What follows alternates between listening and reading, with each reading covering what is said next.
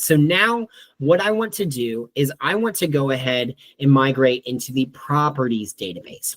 So the properties database is going to be where we keep track of all of our properties, listings, transactions. And I'm actually going to showcase to you another section that we have included called projects.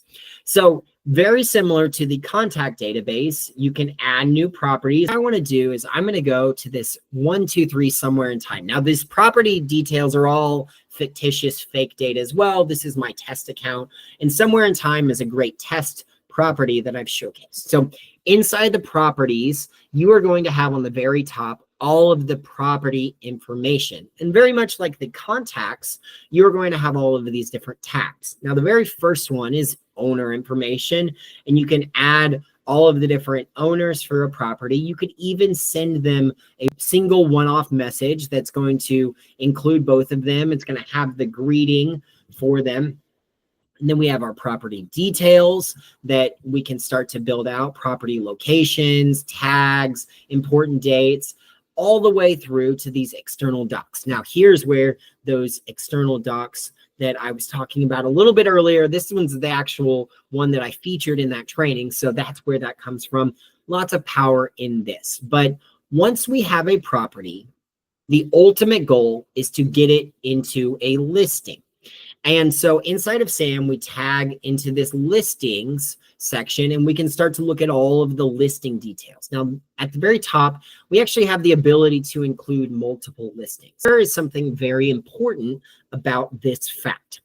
We want you to be so successful in real estate that you get listings again and again and again, and you get the same properties listed and sold so that they're going to be in the transactions database again and again and again. So you're going to have multiple listings under one property. Now, historically, when you are inside your properties database, you are going to oftentimes have a properties and a transactions database separate.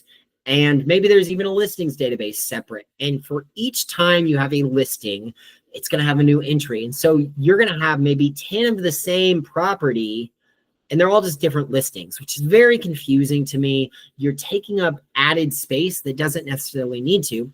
So when I built SAM, this was the solution. And this is actually from Mark. So this wasn't my solution. This was Mark's solution. And bringing him onto the team was just such a really powerful piece for building SAM, getting it to functionality. I just truly, Mark, if you're watching this, I'm very grateful for you. I don't know what I would have done had you not come along. I'd probably still be trying to build a SAM to maybe a fourth of what we have. So inside of SAM, in the listings database, you can have the ability to have multiple listings, so you can see that. And that's going to include listing tags, all of those important dates that are going to trigger those automations like we had in the contacts, like we have in the properties.